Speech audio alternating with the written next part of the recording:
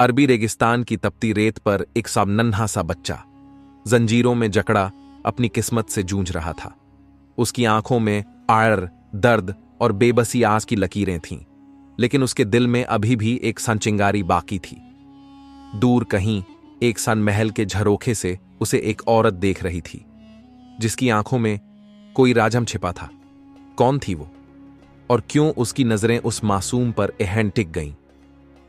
क्या यह बच्चा हमेशा गुलामी की जंजीरों में जकड़ा रहेगा, या किस्मत उसे हीरा बना देगी? गर्म रेत पर तेज हवा के झोंके जैसे ही उठे, मस्जिद नबवी के करीब की गलियों में रेत का गुब्बार फैल गया। दूर दूर तक बल खाती गलियां, खजूर के दरख्त और मिट्टी के छोटे छोटे घरों से सजी बस्ती। यहीं कहीं एक छोटी सी झोंपड़ी में एक बूढ़ा आदमी नमाज पढ़ रहा था। उसके चेहरे की झुर्रियां बता रही थीं कि उसने जिंदगी में बहुत कुछ देखा था, फिर भी उसकी आंखों में एक अजीब सुकून था। वो अल्लाह के सामने सजदे में पड़ा रो रहा था। या अल्लाह, मेरी औलाद को नेक बना, उसे हर बुराई से बचा और उसे वह मकाम अता कर जो तू अपने खास बंदों को देता है। यह दुआ शेख अब्दुल कादिर की थी, जिनकी पूरी जिंदगी फकीरी में गुजरी थी। वह तिजारत करते थे, लेकिन हमेशा गरीबों की मदद में अपनी कमाई लगा देते। उनकी एक ही संतान थी, असद, जो अभी सिर्फ 12 साल का था।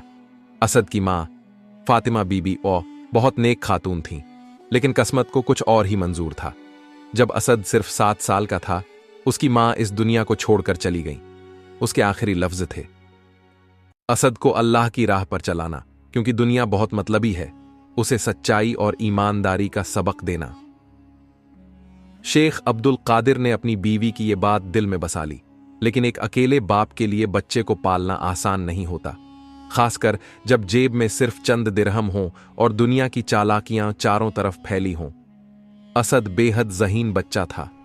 उसकी आंखों में दुनिया को समझने की चाहत थी, मगर फटे हुए कपड़ों में दूसरों के बच्चों को महंगे कपड़े पहने देखकर उसके दिल में कभी कभी उदासी भी आ जाती।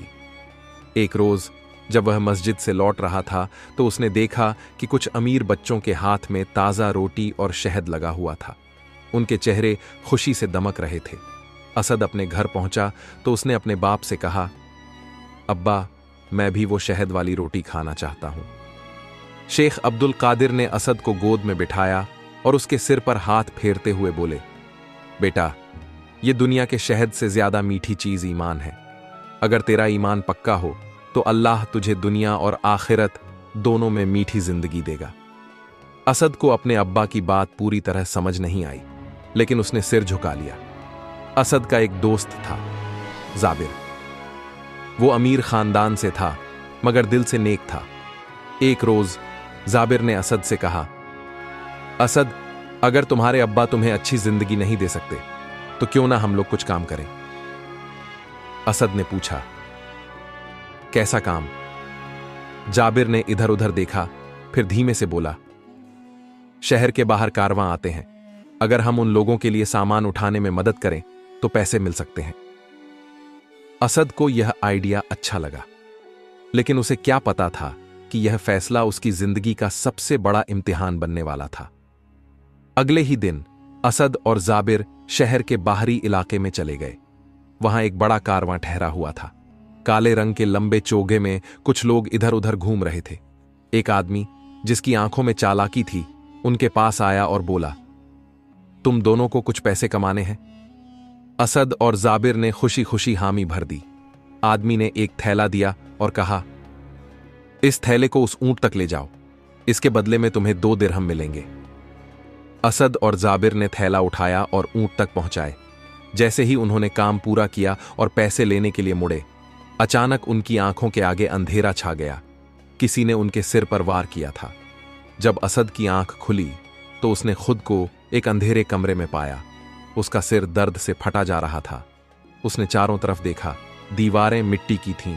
एक कोने में जाबिर बेहोश पड़ा था। अचानक दरवाजा खुला और वहीं आदमी अंदर आया। अब तुम हमारे गुलाम हो। अगर बचना चाहते हो तो वही करोगे जो हम कहेंगे। असद और जाबिर की आंखों में खौफ था। या अल्लाह, ये मेरे साथ क्या हो गया? दूसरी तरफ शेख अब्दुल कादिर पूरे शहर में असद को तलाश कर रहे थे। उनकी आंखें नम थीं। वह हर जगह बस यही पूछते, क्या किसी ने मेरा बेटा देखा है? लेकिन कोई जवाब नहीं था। मस्जिद में बैठे एक बुजुर्ग ने उनके कंधे पर हाथ रखा और कहा, अल्लाह अपने नेक बंदों की परीक्षा लेता है। शेख, सब्र करो, वह वापस आएगा। लेकिन यह सब्र कितना लंबा होगा, यह कोई नहीं जानता था। गुलामी की जिंदगी कैसी होती है, यह असद को अब समझ आ रहा था। उसे और जाबिर को रेगिस्तान के बीचों बीच एक किले में ले जाया गया, जहां और भी बहुत से गुलाम थे। उनका नया मालिक शेख उमर बिन खालिद एक ताकतवर आदमी था, जिसका नाम दूर दूर तक गूंजता था। यहां से भागने की कोशिश भी मत करना, उसने गुस्से से कहा। अगर जिंदा रहना चाहते हो तो काम करो। असद की आंखों में आंसू थे। उसने आसमान की तरफ देखा और कहा, या अल्लाह, क्या यही मेरी तकदीर है? असद और जाबिर की आंखों में अब भी डर था। वो नहीं जानते थे कि उनकी तकदीर उन्हें किस अंधेरे रास्ते पर ले आई थी। शेख उमर बिन खालिद का किला शहर के बाहरी इलाके में था। अंदर दाखिल होते ही गुलामों की लंबी कतारें दिखती थीं, जिनमें हर कोई थका हुआ और मायूस नजर आ रहा था। कुछ लोग तांबे और लोहे के बर्तन साफ कर रहे थे, तो कुछ ऊंटों के लिए पानी भर रहे थे। असद और जाबिर को भी एक कोने में खड़ा कर दिया गया। तभी एक लंबा चौड़ा आदमी आया, जिसके चेहरे पर सख्ती साफ झलक रही थी। ये नए गुलाम हैं? उसने शेख उमर से पूछा। हां, अब्दुल मलिक, इन्हें सिखा दो कि यहां कैसे रहना है। शेख उमर ने जवाब दिया। अब्दुल मलिक गुलामों का मुखतार था। वो शेख उमर का सबसे वफादार आदमी था और अपनी बेरहमी के लिए जाना जाता था। उसने असद और जाबिर को घूर कर देखा, फिर सख्त आवाज में कहा, यहां पर 2 बातें याद रखो। जो कहा जाए वही करो और कभी भागने की कोशिश मत करना, वरना अंजाम बहुत बुरा होगा। असद और जाबिर चुपचाप सिर झुकाकर खड़े रहे। उनकी आंखों में खौफ था। अब जाओ, बाग में खजूर बीनने का काम संभालो। दूसरी तरफ अल मदीना की गलियों में शेख अब्दुल कादिर अपने बेटे को ढूंढ रहे थे। हर रोज वो मस्जिद के बाहर खड़े होकर लोगों से पूछते, क्या किसी ने मेरे असद को देखा है? लेकिन हर कोई बस अफसोस में सिर हिला देता। शेख अब्दुल कादिर की हालत दिन ब दिन खराब होती जा रही थी। उनका दिल अंदर ही अंदर घुट रहा था, लेकिन उन्होंने अल्लाह से उम्मीद नहीं छोड़ी थी। रात को जब वो अपने घर में बैठे तो उन्होंने अल्लाह से दुआ की, या अल्लाह, मेरे बेटे को सलामत रखना। अगर तूने मेरी परीक्षा लेनी है तो मुझे और आजमा ले, मगर मेरे असद को अपने हिफ्ज़ व अमान में रखना। असद और जाबिर को गुलामी की जिंदगी का पहला दिन बहुत भारी लगा। उनका काम था खजूर के बाग में जाकर फसल इकट्ठा करना और उसे किले में लाकर जमा करना। सूरज की जलती धूप में पसीने से तरबतर हाथों में छाले पड़ गए, लेकिन उन्हें कोई राहत नहीं मिली। जाबिर ने धीरे से असद से कहा, हम ये जिंदगी कब तक गुजारेंगे? क्या हमें कभी आजादी मिलेगी? असद ने एक गहरी सांस ली और कहा, अल्लाह बड़ा है, शायद कोई रास्ता निकले। शाम होते होते गुलामों को एक छोटे से कमरे में धकेल दिया गया, जहां जमीन पर सिर्फ सूखी रेत बिछी हुई थी। खाना सिर्फ थोड़ा सा बासी रोटी और पानी। असद ने अपनी मां की कही हुई बातें याद की। बेटा, हालात चाहे जैसे भी हों, लेकिन अपने ईमान पर कायम रहना। अगली सुबह किले में हंगामा मचा हुआ था। एक गुलाम को पकड़कर लाया गया और सबके सामने फेंक दिया गया। शेख उमर गुस्से से चिल्लाया, इसने चोरी की है। जो कोई भी मेरे हुक्म की नाफरमानी करेगा, उसका यही अंजाम होगा। अगले ही पल उस गुलाम को कोड़ों से मारा जाने लगा। उसकी चीखें किले की दीवारों से टकराकर गूंज रही थीं। असद और जाबिर यह सब देख रहे थे। उनके दिलों में खौफ बैठ गया। असद ने अपने आप से कहा, अगर हमें जिंदा रहना है तो हमें बहुत सोच समझकर कदम उठाने होंगे। रात को जब सब सो रहे थे तो एक बुजुर्ग गुलाम, जिसका नाम शेख हारून मस्त था, चुपके से असद के पास आया। बेटा, तू इस दुनिया में सिर्फ गुलामी के लिए नहीं आया, अल्लाह ने तेरे लिए कुछ और मुकद्दर लिखा है। असद चौंक गया, लेकिन मैं यहां से भाग भी नहीं सकता। शेख हारून ने कहा, भागने की जरूरत नहीं, कभी कभी अल्लाह ही रास्ते खोलता है। तू सब्र कर और अल्लाह पर भरोसा रख, गुलामी की जंजीरें इंसान की सिर्फ कलाई और पांव ही नहीं बांधती, बल्कि उसकी रूह तक को कैद कर लेती हैं। असद और जाबिर इस दर्द को अब अच्छे से समझ चुके थे, लेकिन तकदीर का लिखा कभी कोई मिटा नहीं सकता और उनकी किस्मत में गुलामी का यह दौर बहुत लंबा नहीं रहने वाला था। उस रोज किले में एक नया काफिला दाखिल हुआ। रेगिस्तान की गर्म रेत पर चलते ऊंटों के काफिले के साथ कुछ अमीर ताजिर आए थे। उनका कद्र ओमान दूर दूर तक था। इनमें से एक शख्स का नाम सुलेमान अल बसरी था, एक ऐसा आदमी जिसके पास दौलत और शोहरत दोनों की कोई कमी नहीं थी। जैसे ही वह शेख उमर बिन खालिद से मिलने पहुंचा, उसकी नजर गुलामों पर पड़ी। वह बारीकी से उन्हें देख रहा था, लेकिन एक बच्चा उसकी निगाहों को ठहरा देने पर मजबूर कर गया। वह बच्चा असदहाब था। सुलेमान अल बसरी की आंखों में एक अजीब सी चमक थी, जैसे उसने कुछ जाना पहचाना देख लिया हो। वह तुरंत शेख उमर की तरफ मुड़ा और धीरे से पूछा, यह लड़का कौन है? शेख उमर ने बिना ज्यादा ध्यान दिए कहा, बस एक मामूली गुलाम है, अगर चाहो तो खरीद सकते हो। गुलामी के बाजार में इंसानों की कीमत दौलत से लगाई जाती थी, और उसी दिन असद की कीमत भी लगाई गई। सुलेमान अल बसरी ने बिना कोई सवाल किए थैली में से कुछ अशरफियां निकालीं और शेख उमर के हवाले कर दीं। आज से यह लड़का मेरा है, सुलेमान ने कहा। असद को अब एक नए मालिक के पास जाना था, लेकिन उसकी आंखों में सवाल थे, यह आदमी मुझे क्यों खरीद रहा है? सुलेमान अल बसरी के काफिले के साथ असद और कुछ दूसरे गुलामों को अल मदीना ले जाया जा रहा था। रात के वक्त जब काफिला रेगिस्तान के बीचों बीच ठहरा, तो असद को अचानक महसूस हुआ कि कोई उसे देख रहा है। वह चौंक कर मुड़ा तो उसने देखा कि सुलेमान उसे ही घूर रहा था। क्या तुम अल मदीना के रहने वाले हो? सुलेमान ने पूछा।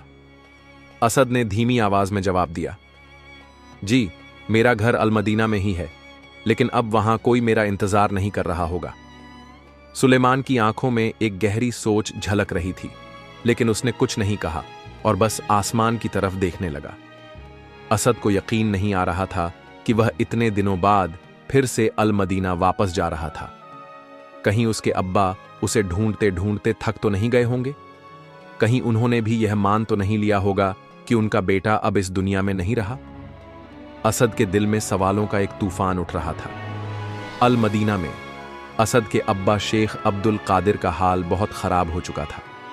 उन्होंने ना ठीक से खाना खाया, ना ही आराम किया। उनका पूरा दिन बस इसी फिक्र में गुजरता कि उनका बेटा कहां चला गया। एक दिन वह मस्जिद में बैठे थे कि एक अजनबी शख्स उनके पास आया और बोला, शेख, मैंने सुना है कि आपने अपने बेटे को खो दिया है।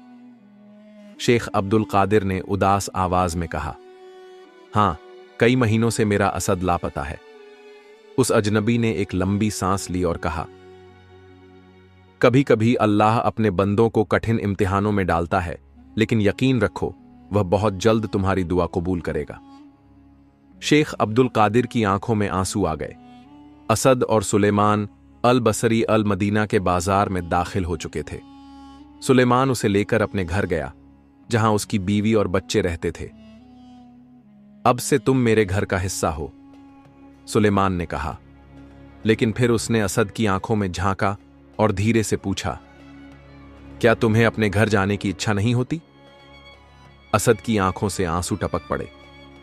अब्बा, अगर वो जिंदा होंगे तो मुझे जरूर ढूंढ रहे होंगे, असद ने कहा। सुलेमान ने मुस्कुराकर कहा, तो फिर देर किस बात की? चलो, तुम्हें तुम्हारे घर छोड़ देते हैं।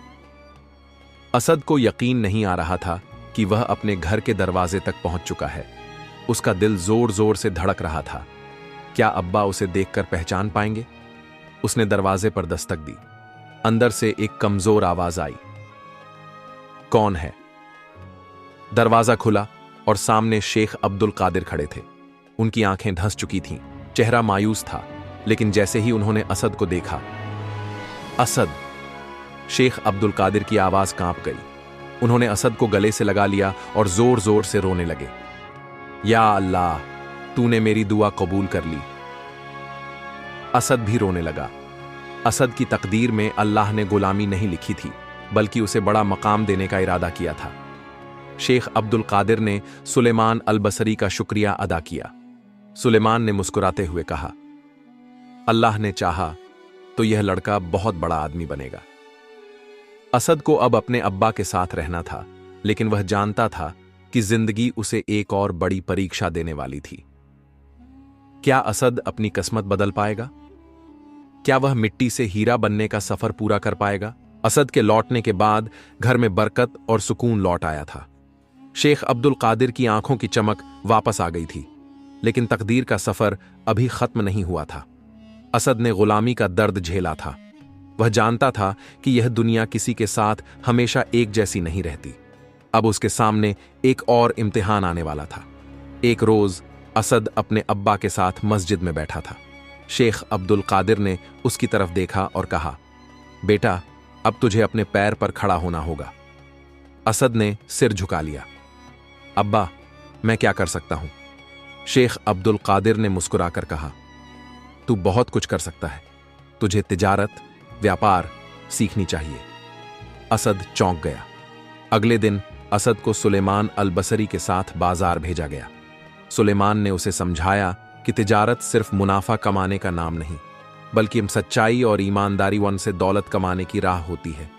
असद ने बाजार में देखा कि कुछ लोग बेईमानी कर रहे थे। कुछ व्यापारी घटिया माल को ऊंचे दामों में बेच रहे थे। सुलेमान ने असद से कहा, अगर तू चाहता है कि अल्लाह तेरी तिजारत में बरकत दे तो कभी झूठ मत बोलना। तरादी, पहला इम्तिहान। एक दिन असद अपने पहले सौदे के लिए तैयार था। उसने अपनी दुकान में खजूर और सूखे मेवे रखे।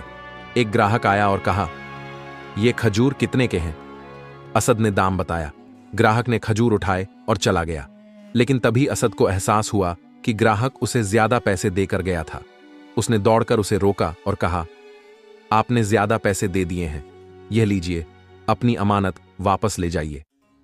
वह आदमी हैरान रह गया। आजकल के जमाने में ऐसा ईमानदार लड़का कहां मिलता है। असद की ईमानदारी की वजह से उसकी दुकान पर लोगों की भीड़ बढ़ने लगी, लेकिन यह बात कुछ लोगों को पसंद नहीं आई। एक दिन एक व्यापारी जिसका नाम जाफरमा था, उसने असद को धमकाते हुए कहा, अगर तूने हमारी तरह व्यापार नहीं किया तो तुझे इस बाजार में कोई जगह नहीं देगा।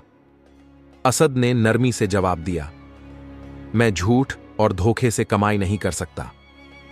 रात के वक्त जाफर और उसके साथियों ने असद की दुकान से कुछ सामान चोरी कर लिया और अगले दिन हंगामा खड़ा कर दिया। असद चोर है, इसने हमारी दुकानों से चोरी की है। बाजार में कोहराम मच गया। लोग असद की तरफ देखने लगे। शेख अब्दुल कादिर भागते हुए आए और बोले, मेरा बेटा चोरी नहीं कर सकता। लेकिन जाफर ने गवाही देने के लिए कुछ झूठे लोग बुला लिए थे। शहर के काजी ने फैसला दिया कि असद को बाजार से निकाल दिया जाए। असद की आंखों में आंसू थे, लेकिन उसने अपने अब्बा की बात याद की। बेटा, जब अल्लाह किसी को आजमाता है तो वह उससे बेहतर इनाम भी देता है। असद ने सिर झुका लिया और अपने अब्बा से कहा, अब्बा, मैं तिजारत छोड़कर कुछ और करूंगा। कुछ दिनों बाद सुलेमान अल बसरी असद के पास आए और बोले, बेटा, अगर बाजार में तेरा रास्ता बंद हो गया तो इसका मतलब यह नहीं कि तेरा सफर खत्म हो गया। तुझे इल्म की रोशनी में अपना मुकाम बनाना चाहिए। असद ने अपने आप से वादा किया कि वह तालीम हासिल करेगा और साबित करेगा कि असली ताकत दौलत नहीं बल्कि इल्म होती है। वह मस्जिद में जाकर बड़े आलिमों के पास बैठने लगा। धीरे धीरे लोग उसे पहचानने लगे। उसके सब्र और यकीन की वजह से अल्लाह ने उसके लिए नए रास्ते खोल दिए। कुछ महीनों बाद एक दिन जाफर को तिजारत में बहुत बड़ा नुकसान हुआ। वह कर्ज में डूब गया और किसी ने उसकी मदद नहीं की। उसे याद आया कि एक बार उसने असद को बेइज्जत किया था। वह शर्मिंदगी के साथ असद के पास गया और कहा, मुझे माफ कर दो, मैं अब समझ चुका हूं कि सच्ची दौलत ईमानदारी और इल्म में होती है। असद ने मुस्कुराकर कहा, अल्लाह ही सबसे बड़ा माफ करने वाला है। असद अब एक मशहूर आलिम बन चुका था। लोग उससे मसले पूछने आते और वह अपने इल्म से उनकी मदद करता। जिस बाजार से उसे निकाल दिया गया था, अब उसी बाजार के लोग उसे अपनी तिजारत में सलाह लेने बुलाते थे। अल्लाह जिसे चाहे उसे मिट्टी से उठाकर हीरा बना देता है। असद अब एक मशहूर आलिम बन चुका था। उसके इल्म और ईमानदारी की मिसालें अब पूरे शहर में दी जाती थीं। मस्जिद ए नबवी में हर रोज लोग उससे मिलने आते, मसाइल पूछते और वह कुरान और हदीस की रोशनी में उनके सवालों के जवाब देता। शेख अब्दुल कादिर अपने बेटे को देखकर फख्र महसूस करते थे। एक दिन जब असद मस्जिद में तालीम दे रहा था, अचानक कुछ लोग दौड़ते हुए आए। शेख असद, अल बसरी के काफिले पर लुटेरों ने हमला कर दिया है। असद फौरन उठ खड़ा हुआ। यह काफिला कोई और नहीं बल्कि वही सुलेमान अल बसरीत का था, जिसने कभी असद को गुलामी से आजादी दिलाई थी। असद ने बिना देर किए अल मदीना के हाकिम से इजाजत ली और कुछ बहादुर लोगों के साथ रेगिस्तान की तरफ निकल पड़ा। जब वे वहां पहुंचे तो देखा कि काफिले के लोग बुरी तरह घायल थे और सामान लुट चुका था। सुलेमान अल बसरी जमीन पर पड़े कराह रहे थे। असद उनके पास गया और उनके हाथ थाम लिए। शेख, क्या हुआ? सुलेमान की आंखों में आंसू थे। असद, शायद मेरा वक्त आ गया है। नहीं, अल्लाह के करम से आप ठीक हो जाएंगे, सुलेमान ने कांपते हुए कहा। असद, अल्लाह तुझे बुलंद मकाम देगा। तूने हमेशा सच और इंसाफ का रास्ता अपनाया है। मेरी आखिरी दुआ है कि तू इस शहर का सबसे बड़ा काजी बने। और यह कहकर उनकी रूह परवाज कर गई। असद की आंखों से आंसू बह निकले। उसने अपनी मुट्ठी भींच ली। अब मैं इस शहर में इंसाफ का परचम लहराऊंगा। अल मदीना के लोगों ने असद की ईमानदारी और इल्म को देखते हुए उसे शहर का नया काजी बना दिया। अब वही बच्चा जो कभी गुलामी के दलदल में था, आज इंसाफ की कुर्सी पर बैठा था। एक रोज वही बाजार जहां उसे जलील करके निकाला गया था, अब उसके लिए तालियों से गूंज उठा। लोगों के हुजूम में असद ने कहा, अल्लाह ने फरमाया है कि इंसान के साथ वही होता है जैसा वह सोचता है। मैंने जब गुलामी सही तो सब्र किया, जब कारोबार छूटा तो यकीन रखा, और जब लोगों ने मुझ पर इल्जाम लगाया तो अल्लाह से दुआ मांगी। अगर तुम भी कामयाब होना चाहते हो तो 3 चीजों को कभी मत छोड़ो: सब्र, यकीन और मेहनत।